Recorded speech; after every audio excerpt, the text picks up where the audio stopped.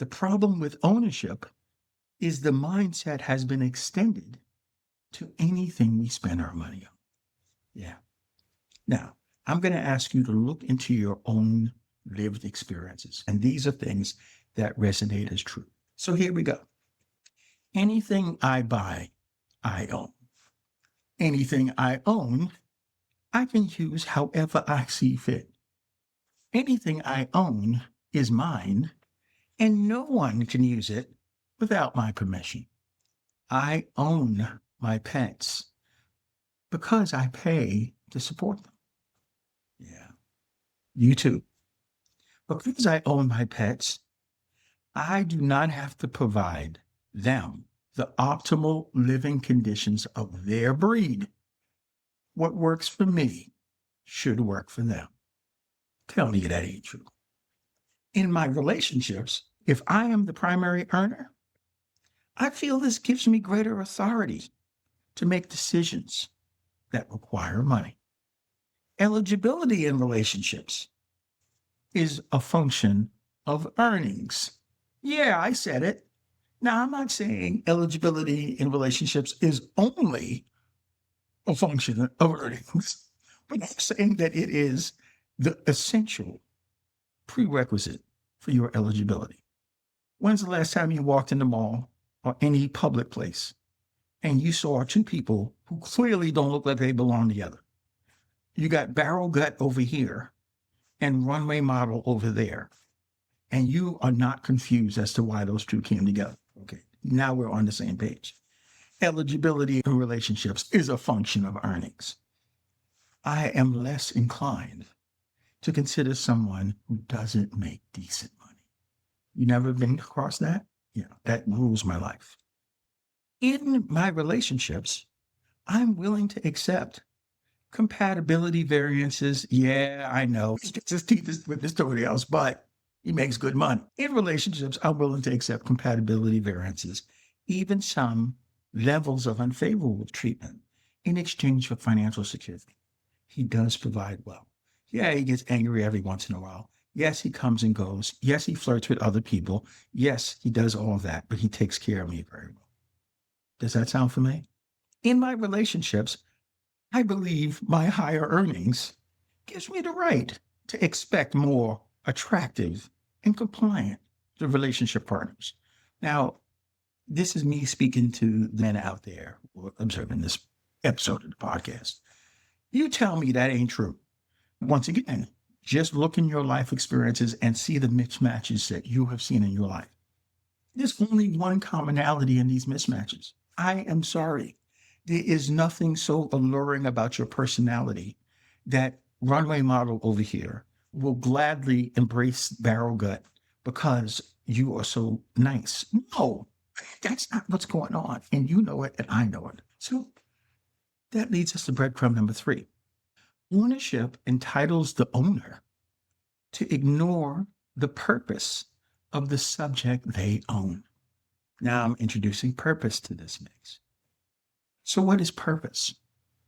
It's not as complicated as society makes it out to be.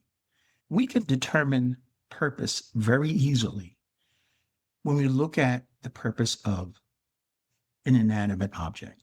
What's the purpose of a hammer? We deploy natural resource, metals, woods, all types of things. We put energy, manufacturing process to produce this hammer so that it can hammer nails. Not rocket science. That is what it's used for. Yes, there are people out there who use it to hurt people. There are people out there that use it to punch holes in walls that don't need to be punch holes in. But the purpose, the highest and best use of this hammer is self-evident. It's designed to put that brute force onto a nail so you can build things. But the problem is if you own a hammer, whether you use it for its highest and best use or not is entirely up to you. And that leads us to breadcrumb number 4. The purpose of anything is its highest and best use. So I understand that makes it simple when it comes to a hammer. But how about you and me? Yeah, I know it gets more complicated. What is the purpose of a human? This is a consideration that we express through our agency, our ability to make choices. As individuals, we choose our best and highest use of our time. We exercise that discretion every day, which leads us to breadcrumb number 5. Humans find purpose when the best and highest use of our time makes us feel fulfilled. We exercise our agency. We make the choice. I'm going to be with that person who offers me financial security. But whether we're fulfilled by that is whether the experience serves our highest and best use. And as we all know too well, it usually doesn't. The ownership mindset empowers the owner to supplant the purpose of the subject owned for their own purpose. So how does ownership destroy everything it touches, like the Midas touch? Well, for inanimate objects, we're back to the hammer. Ownership wastes the resources that we invested in these objects if we don't use them for the purpose they were designed for, because it is out of that purpose that the maximum production of that item comes out of it. For our pets, I grew up in the Bronx, New York. I've lived in densely populated cities. I've lived in suburban communities. I've lived on the rural German countryside when I served in NATO in the 80s. And so I have seen humans who own pets in a variety of environments. And one of the things that startles me, and I'm just calling it out, if it's not true in your lived experience, put it in the notes. But I think you're going to see the same thing, is that how we make our choices when we pick these pets has nothing to do with what is good for the pet. You could check the breed of dog that you like. And there's a lot of information of what those breeds need, what kind of foods they need, how much activity they need, whether they're good with kids, whether they need lots of walking, lots of energetic activity. Okay. And I can't tell you how many times I have seen dogs that need to be on some farm somewhere, dogs that need to be herding sheep somewhere, owned by a softball dude who has a 1-bedroom apartment, 20-story brownstone in some big city.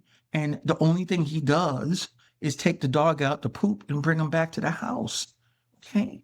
So how this ownership mindset impacts a relationship with our pets is it degrades their quality of life, because we don't consider when we decide to buy them, well, I'm a burly dude, so I want a burly dog, but I can only afford the little small 1-bedroom apartment in the middle of the city.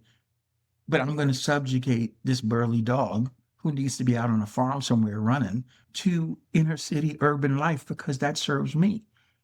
In our relationships, the people we're supposed to love, the people who said, well, okay, I can accept the double barrel because, hey, he's making good money and he's a nice guy. That person who we know is an upgrade to what we would otherwise be able to get if that bank account wasn't looking the way it was. What happens to her as we continue to think, because we continue to provide, not consideration of what would make her happy, but the fact that you are providing the financial security. And that's as far essentially as it goes. Progressively, she gets unhappy. Why? Because unlike the hammer, she complains at spending her time not in her best and highest use, not feeling fulfilled, ultimately feeling that she sold herself for this life that doesn't seem to mean a lot now that we're 2 or 3 or 4 years in. We degrade the very relationships of the people we say we love because we subjugate them not for their best interests, but for our own. And yes, it's normalized in our society, so I'm not trying to make villains out of all men. I'm merely saying this has become normal, which leads us to breadcrumb number 3. Relationships work where there is a reciprocity of purpose. Consider the tools of a craftsman or artist. I used to have a friend, and he was this great craftsman. He didn't build anything with his tools and his hands. And the thing about it was, you'd go to his garage and he'd have all these tools. And you know what? They were used. They weren't shiny and new and polished up. No, those tools were tools of a person who used them often. And what those tools meant in that human's life, my friend's life, the joy that he gained out of the furniture that he made, out of the houses that he helped build, using those tools. Yeah, there's an energy. When you look at tools that are actually used, the tools of an artist that produces a beautiful painting. Those paint, they're not sitting there looking pretty. The brushes are maintained, but they are used. And through that exchange of energy between that tool, the resources that went into making that tool, and how the human uses that tool and what it produces in that world. Yes, this is when there's a reciprocity and purpose. The tools are being used to their highest and best use, and the human using them is using their time to their highest and best use. And the result of that exchange is producing something tangible, something beautiful, something transformative in the world. Okay. Now compare that to my brother man, Jay Leno. Jay Leno is famous for his car collection. I don't know how many cars it is. I think it's over 200 cars. And he's built a special garage for his cars. And he's got permanent staff that maintains his cars. And he relishes in the joy of going in his garage and picking out what he's going to drive today.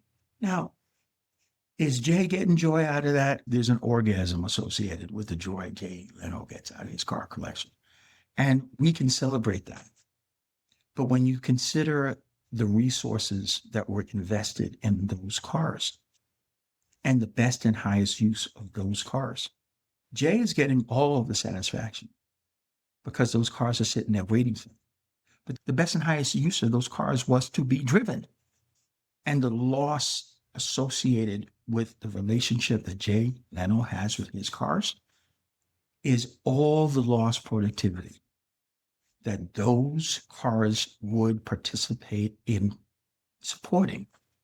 If someone else who needs a car, who doesn't have a car, had one of those cars, and what they would be able to do, how that would be able to support their contribution to the world if they only had a car.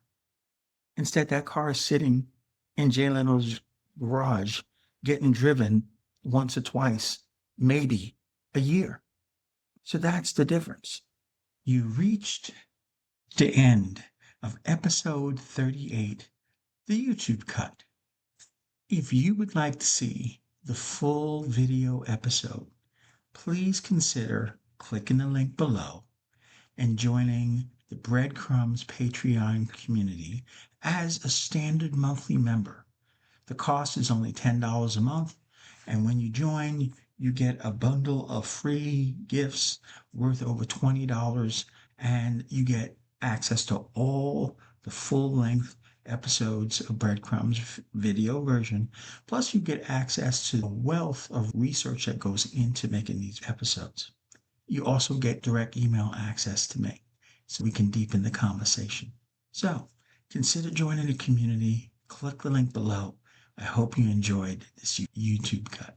Thanks so much. You take care, and I'll see you next time in the conversation.